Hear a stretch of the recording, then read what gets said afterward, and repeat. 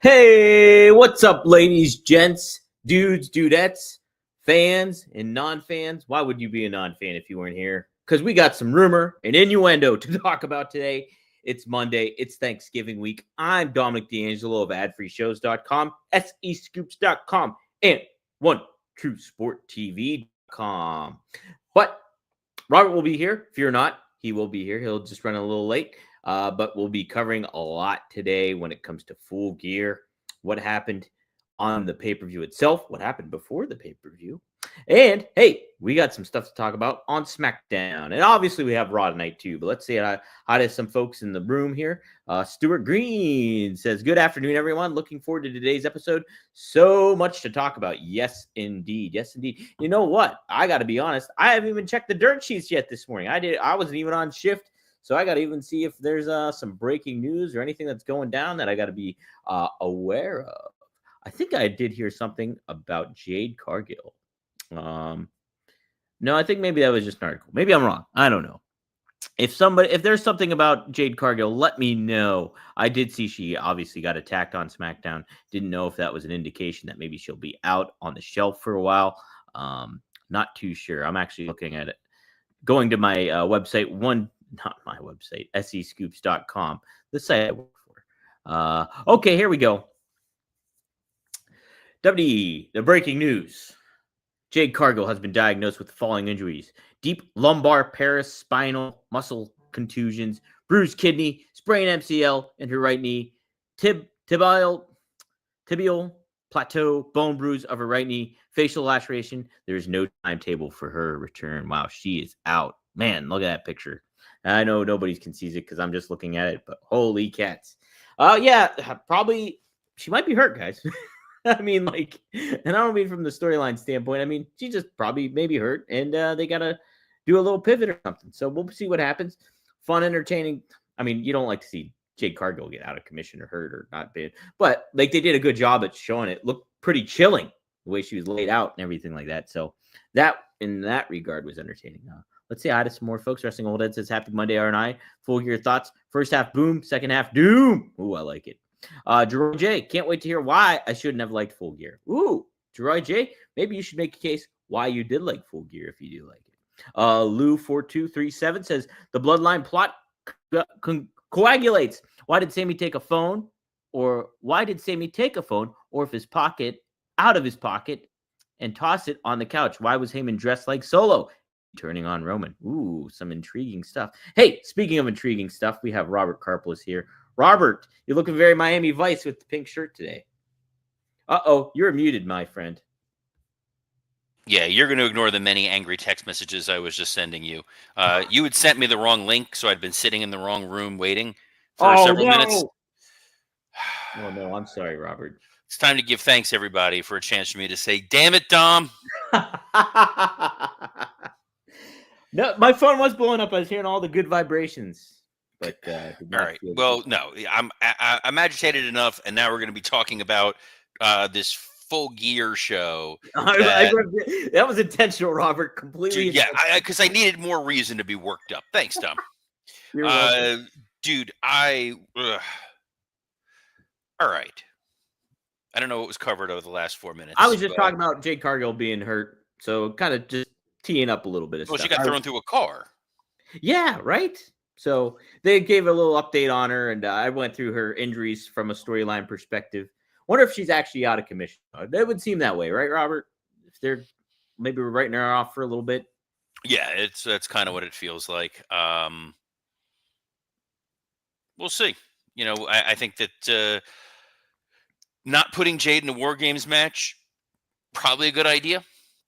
If she's injured, definitely you don't want to have her in there. If they didn't put her in there because they didn't feel like they could trust her in that sort of an environment, probably also a good idea to keep her protected. Yes, I agree. Well, you know what? Let's say you want to just start with SmackDown here. No. Okay. Nothing. I mean, look, we've got like 25 minutes. I'm going to take a look at what occurred on SmackDown of any major notice. So there's only one thing worth talking about. Yes. Well, on SmackDown, and here's the challenge. Here's the rub. They double taped SmackDown so that that they could let these these ingrates go celebrate with their families, How dare Vince they? McMahon would be rolling in his grave if he knew these people were getting a chance to spend time with their loved ones. We Oh, are not going to talk about the spoilers for this week's SmackDown. That's messed up, but it does kind of mean that Raw tonight's very much a lame duck episode of Raw. it's a good point. Very good point. Yeah, I didn't even think about that, Robert. Yeah, didn't even recognize that it was double taped, but makes plenty of sense considering the trend that they've been doing, and it's a positive trend though in the grand scheme of it all. You want to see the wrestlers spend time with their families. You do want people to spend time with their families, absolutely. In fact, I will be spending time with my family, so this will be my lone appearance on the show for this week. Ooh, Whether Dom, you're taking time off to enjoy with your family, or you'll be here, eh, I'll do that it. sounds lovely. Dom will be here. I'll do it. I can't, having spent time with Marcus, I can't blame you. That's right, Robert. I'll be here. Probably I won't be here on Thanksgiving, guys. Heads up. But the other days, I might still do it. So Yeah, maybe. Thanksgiving, I'll be on a train at that point, heading to Long Island. So Ooh, choo choo. I no. choo choo. Anyway, SmackDown gave the big reveal. The big reveal being that the fifth man, as introduced by Paul Heyman, was CM Punk. Yes. Did you like Not as much as your cat, apparently. He's going nuts right now. Hold on. I had heard some kayfabe rumblings that there was a possibility that it was going to be Punk. So I was ensuring to double down on the it's going to probably be Seth Rollins.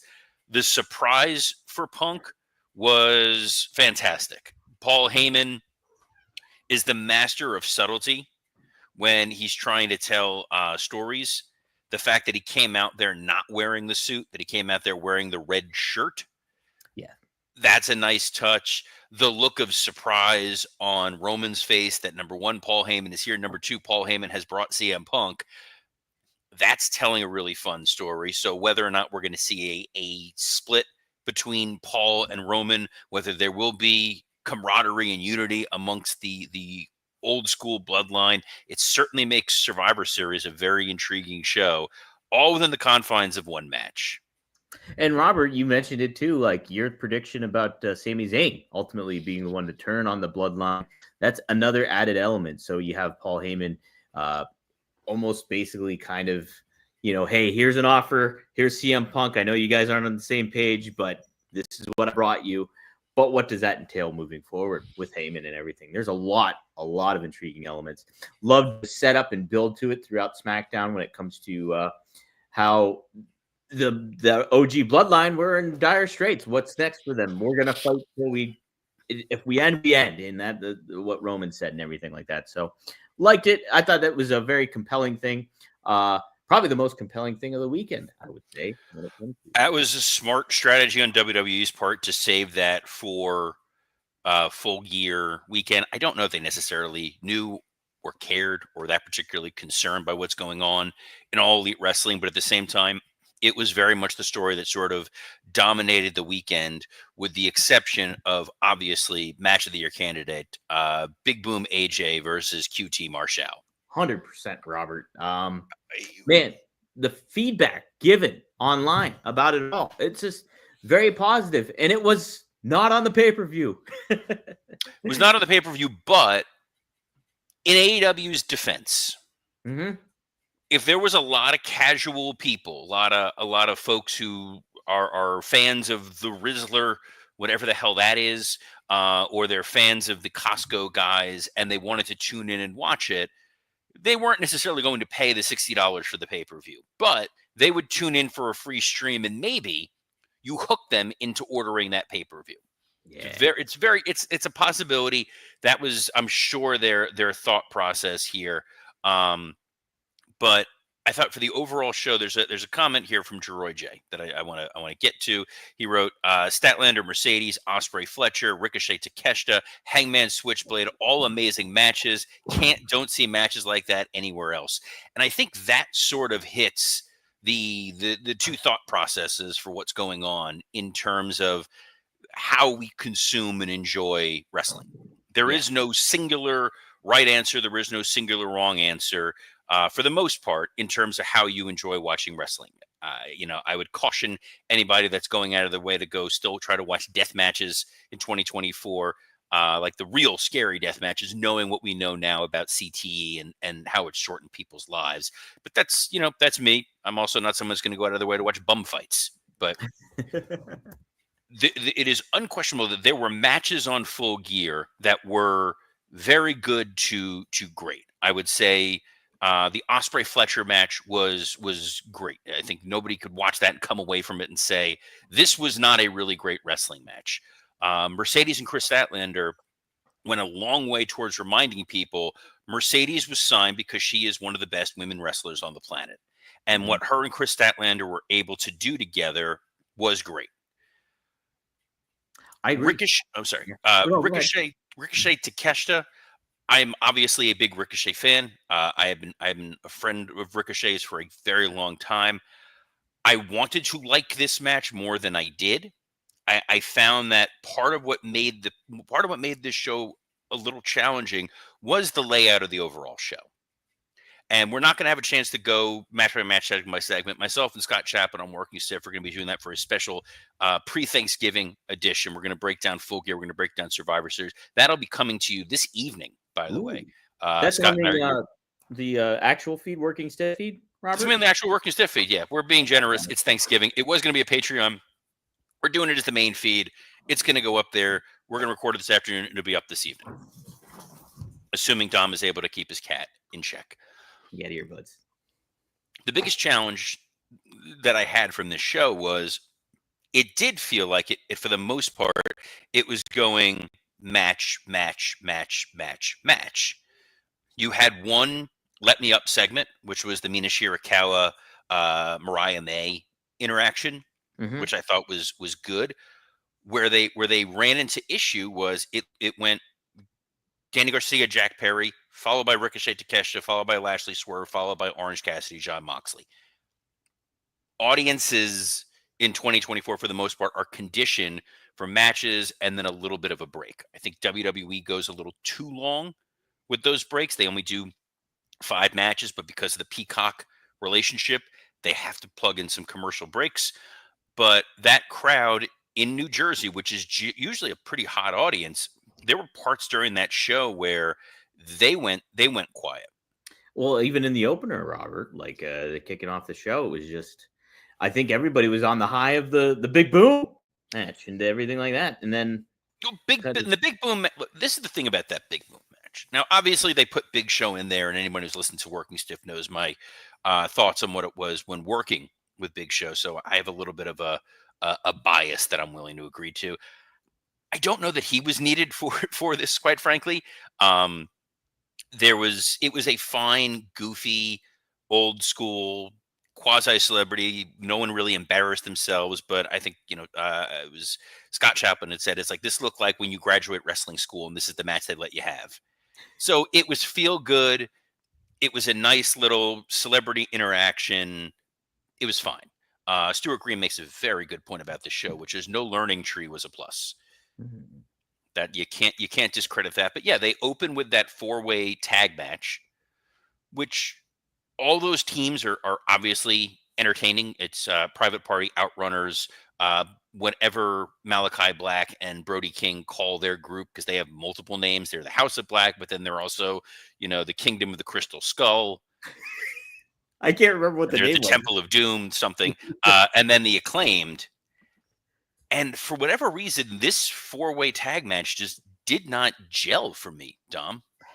Yeah, it's good to see Private Party retain and that they're trying to get some value out of it and build them as a team. I did like the aspect of them coming out with an entourage, basically, of ladies.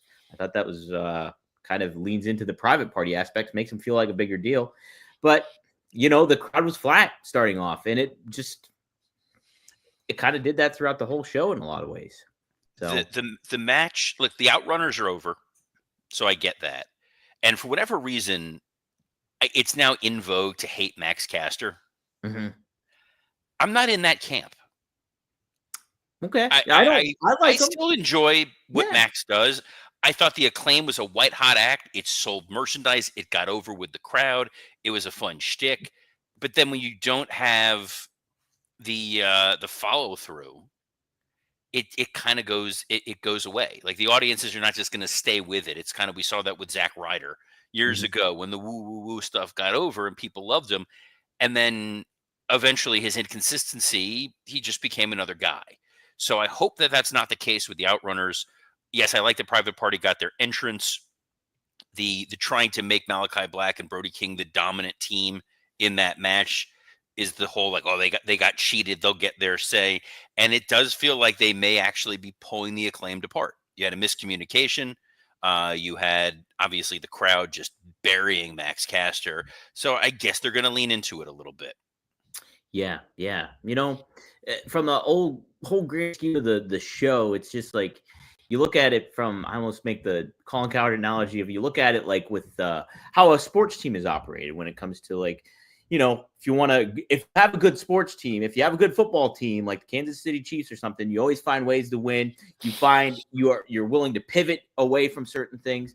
I found from this show that ultimately they didn't pivot from certain things that really tripped the show up in a lot of ways. Just from a storytelling aspect, as a key thing. I mean, we'll get to the ending, but I mean, Well, we'll get to the ending. I'm just going to yeah, kind of blow through. So MJF Roderick Strong, it takes a lot to make Max this cold. yeah, He is, as much as it's a shtick that he's a once in a generation talent, he is absolutely a once in a generation talent. He is one of, if not the best heel in wrestling. Obviously, he can wrestle. There's just been a disconnect with how they presented him. This crowd did not take Roderick Strong all that seriously. I think mhm, part of them knew he's not really a babyface. So they didn't understand it totally. Part of them were just like, he's not a guy at his level. They had him tap clean, Roderick Strong, and then there's the arm break with the chair, and then after the arm break is when Adam Cole runs out for the save. So either that is telling a very compelling long-term story or just not paced well. mhm, mhm. I agree. Yeah, it's Robert. It's just, yeah, with a guy like MJF, you cannot. It's hard. It's you want to. He's supposed to be your top heel, and he does not feel like that right now. But he's also not your top heel because you have the Death Riders, Death Raiders, whatever, as your top heel stable. You have the Yeah. Don Callis family, who's one of your top stables. You have the Hurt Syndicate, who's one of your top heel stables, and then there's Max, Hmm. who's not going after a title. He's not in the world title picture. He's a guy who's clearly doing projects outside of AEW. He's filming Happy Gilmore 2. So this was a way to put him out there, and it did not really deliver. What did deliver, like I said, was Mercedes Moné and Chris Statlander. This felt Hmm. like a statement match. This felt like Mercedes has heard the criticism, both outside of AEW and in the case of Jim Ross within AEW. And her and Statlander told a good story. It was a compelling match. It was a tough fought win for Mercedes Moné. And then it's kind of like, all right, where are we going to go from here? Yeah, that's another thing. It's like Mercedes is so good, and you do forget about how good she is. But like her ability to sell and ability to rise to a level of somebody that's bigger than her and make the match work. And but what is next? Because you think about it, they did have the little presentation when it came to Mariah May and Mina Shirakawa, but that title almost feels like an afterthought. The women's title, it's where the TBS title is okay. That's on Mercedes Moné. But what's the next step for her? What's the next step for someone like Chris Statlander after she just loses to Mercedes Moné? Yeah, It I think seems the like way they're that building Mercedes, to Neil, but I yeah, don't know, no, the Robert. way that Mercedes has to treat that TBS title is a lot like how Rob Van Dam treated the ECW TV title. Hmm. It Yeah, was, you got to beat me, and beating me in and of itself is meaningful. I think that's good. So hopefully that's the way we pivot to with that. Hangman Adam Page, Jay White, obviously a very good match, but the audience did not know who to connect with. I don't think they fully understand that, or they understood that Jay White was supposed to be the pure babyface here. It felt like neither fish nor fowl for either one of them. So then when you got to the finish, it was kind of Jay White hit that, he hit the switchblade, This is whatever, out of Blade nowhere. Runner. Blade Runner, thank you. Mhm. Fine. And then it's Hangman Adam Page going crazy after, and you're like, where is that going to go? And we found out later on in the show, so we'll put a pin in it for right now. Yep. Ospreay Fletcher, I thought was really, really incredible. And what made it so impactful was Kyle Fletcher pinned Ospreay essentially clean. Yeah. Basically. Yes, there was the story of the pile driver onto the stairs and Ospreay's arm going limp and all that. They told a really nice story, but it felt like this was a signature win for Kyle Fletcher. Really strong, really well done. And then you're like, well, I wonder where they're going to go from here. Ospreay's a dude who can get it back tomorrow. Absolutely. One promo, and you're like, now I want to see these guys wrestle at the World's End show that they have in December. Mhm. Mariah May, Mina Shirakawa, they had their segment. It was fine. I didn't quite understand what the purpose of this was, other than to set up that Mina Shirakawa was going to be the next person going after Mariah May. Didn't quite get why Mariah was so quick to want to turn on her. Mhm. And if that was the case, there were probably more elaborate ways you could have went ahead and did that. The bump onto the table looked like it sucked. And seeing Mina Shirakawa with the blood and what appears to be potentially a missing tooth, nice visual. I guess we'll get that at the next show, but I don't know. It's too concentrated too soon, I think, to have all this because I said it in the group text with everybody that women's roster is so underserved because 0 Hour you had names like Deonna Purrazzo, Taya Valkyrie, and who did Deonna go up against? That was another name. And I'm just like, what? These women aren't being utilized to the fullest extent. You're building up Julia Hart with a video package, but then it's like you have Anna Jay, you have Taya Valkyrie still part of the roster. Serena Deeb is feuding with Britt Baker, or was 2 weeks ago. So it's a lot of like, you want something to really be able to sink your teeth into with that division. And obviously with the Mercedes Chris Statlander match, you took one step forward. This was an attempt at telling a story. It was fine. We'll see where it goes and kill time until Tony Storm is back. Speaking of killing time, Danny Garcia and Jack Perry. Yeah. The second they came out, I was like, this show always has a match where I'm just like, this show is already feeling a little too long. Mm-hmm. And this could have been moved to Dynamite as the main event of Dynamite, and I don't think you would have lost anything. You would have built, it would have made more sense, I think. You would have built that match and made it feel like a bigger deal. It's a feel-good moment because Danny Garcia is re-signed with AEW, and he said, my goal was to win a title, and he won the title. There's something about the way Jack Perry wrestled this match, though, that kind of deprived Danny Garcia of that moment. There's a moment where he sticks his arms out, and he's just kind of like, all right, like, let me see what you got. And the announcers are like, what do you do? Like, punch him. Like, do something. Yeah. And it was Matt Menard that did that. And I was like, okay. So then it just felt showy, and it was like, look at how magnanimous I am. I'm going to put this guy over. Yeah. Yeah. And I was like, that rubbed me the wrong way a little bit. The match itself was fine. Ricochet Takeshita, again, coming right off of the Danny Garcia match, going into another mid-card title match, people kind of expected this to be a match of the year. Mm-hmm. And it was fine. It didn't get to that next level that it needed to. They didn't go to a full gear. No, hey, good point. Do you think Ricochet's going to be lost in the shuffle here in the grand scheme of it all in AEW? Yes, that was my next point. I'm glad you made that. He is not a dude who's ready for, I'm going to get beat clean. Mm-hmm. If you have the Don Callis family, the whole purpose of a heel stable, as Bobby the Brain Heenan illustrated, is for interference, for situations in which there's a distraction, there's a something that helps your heel retain.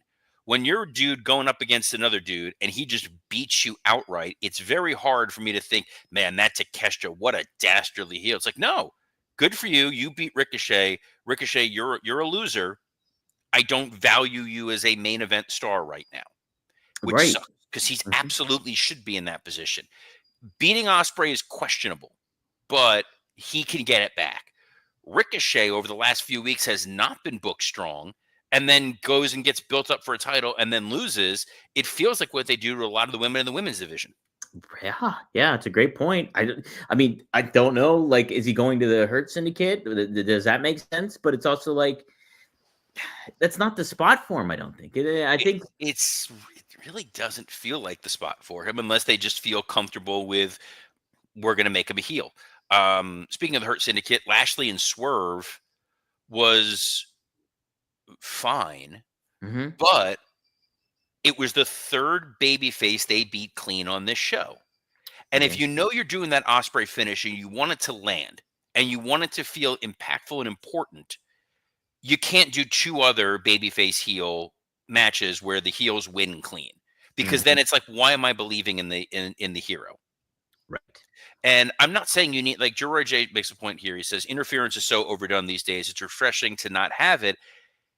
It is, but that's not what the audience is necessarily conditioned for. And you can have subtle interference. You don't need a dude running in a hoodie and laying somebody out while the referee is inches away from you, not knowing where to look. Not that I'm thinking of any example in particular, but MVP distracting Swerve and then with a cane, waving the cane in the air, Swerve turns, boom, he gets hit with a spear. That's fine. That's a subtle sort of interference. Don Callis, same kind of thing. That's why you have those there, to protect your baby faces, because now you have to spend time rebuilding a Ricochet. You need to spend time rehabilitating Swerve. You could have done, one of those matches with a non-finish. You could have done, if Ricochet Takeshita ended, let's say, a double count out or something like that. You can go to the rematch at the next pay-per-view, and the story's already told. Speaking of story, Dom, because we got 3 minutes left, and there's a ton of stuff. Yeah. Orange Cassidy, Jon Moxley. What did you think of the match?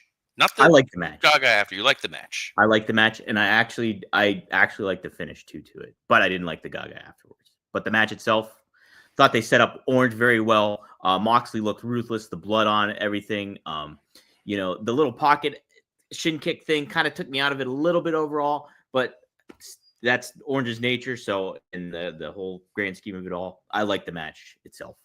Sold American. There was a moment, so after this match, where you're waiting for who the big save is going to be. Yes. And then the big save was Hangman Adam Page. Yes. And the entire crowd just collectively went, huh? Yeah. And then Christian comes out.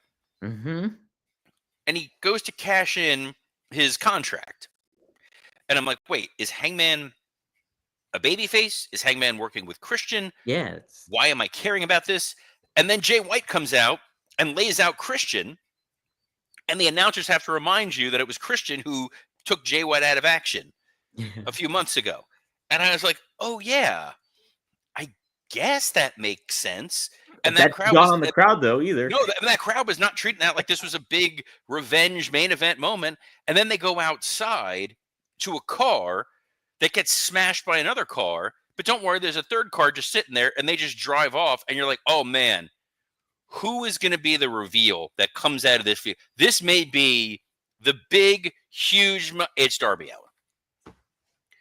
And Darby faced his toughest opponent ever, which was the hood of that car that he could not climb up on. This guy was going to climb Everest. Yes. And he can't climb a vehicle.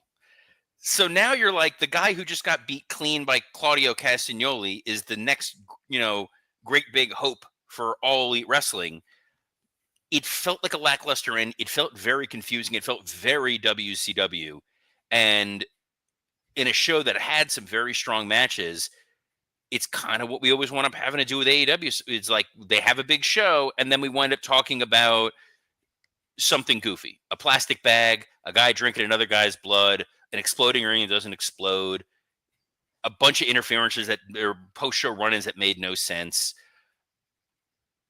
Robert, I would have been way okay with those baby faces all losing clean for the most part if you had a good landing at the end of the show when it came to the storytelling element of Moxley's faction and the Death Riders and what's to come. And, you have the baby faces down, but they could get back up. But when you have this ending that is very lackluster and very head scratching, you do not do anybody favors across the board for your baby faces, your heels, or your promotion itself. The final takeaway I'll have on this, and then we'll wrap this sucker up, is yes, you don't see all of these types of matches in WWE.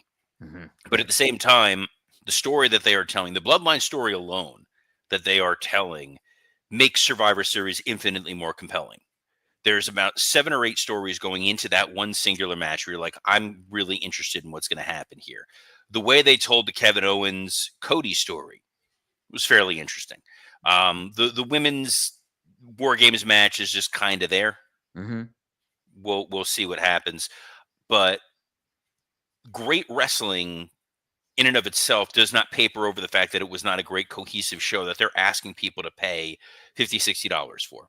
I think that the audience that loves great wrestling and just great wrestling is far more niche than who AEW is trying to play for. And maybe their recalibration into smaller arenas is going to allow them to mature in that direction and say, if this is what you want, stick with us. If that's not what you want, there's plenty of alternatives, but we are happy to just give you a really solid in-ring product. And if that's all they want to do, good on you and God bless. And I will say, since this will be my last appearance this week, I hope everybody watching this in the United States has a wonderful Thanksgiving. I'll be enjoying up in New York. I'll actually be at the Macy's parade. I have seats near the entrance, so if you see me waving in a coat, nearly freezing to death, that'll be that.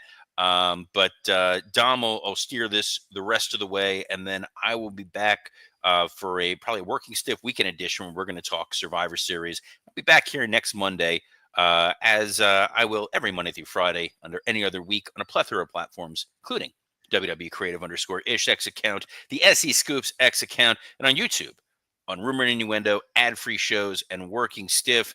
Dom, I am thankful for having the best producer in the biz, even if sometimes he sends me the wrong link. So on behalf of the always thankful Dominic D'Angelo, I'm Robert Karpelis. Best of luck in your future endeavors. Robert, I am thankful for your patience.